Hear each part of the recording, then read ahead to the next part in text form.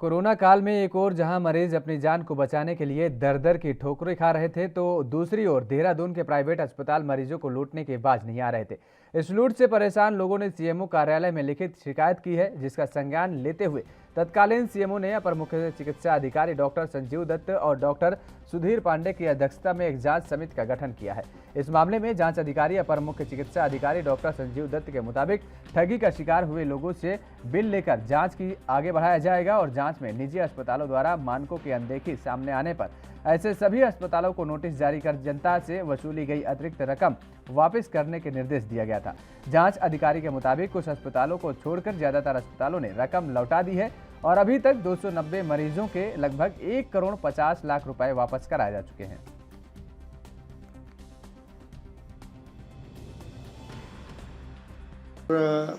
पिछले साल मतलब नवंबर 2020 से ये शिकायतें मिलनी हमें शुरू हुई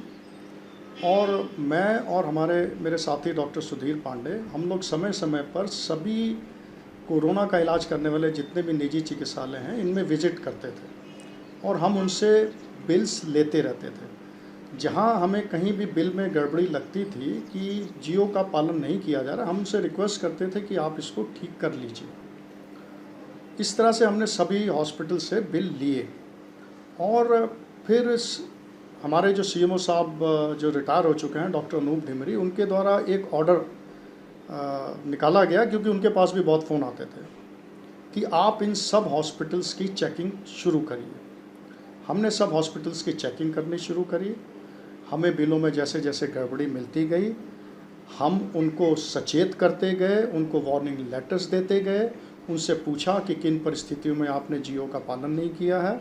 उनसे हमें जवाब भी प्राप्त हुआ और ज़्यादातर हॉस्पिटल्स ने जब उनको वार्निंग लेटर मिला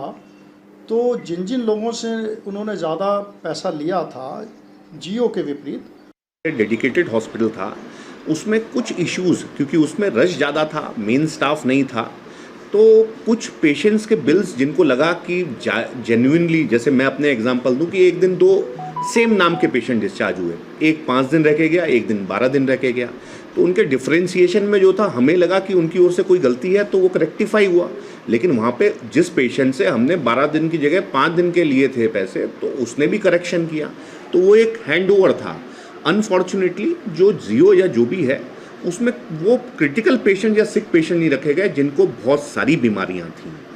तो जैसे किसी को हार्ट की दिक्कत थी, किसी को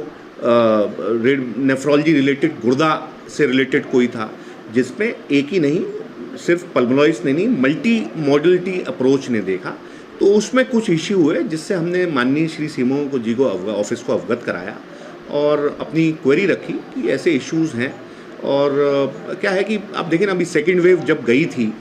तो उस समय नहीं और बाद में ये इश्यूज़ कुछ थे, तो ये हमने सॉल्व आउट किए। जो जो प्रॉब्लम थी, जिन जिन पेशेंट्स की जो प्रॉब्लम थी, कंप्लेन थी, हमने उनको बुलाया और वो प्रॉब्लम सॉर्ट आउट करी ताकि कोई चीज़ ना रहे। और असली बात यह है कि अब हम एक्सपेक्ट कर रहे हैं कि थर्ड वेव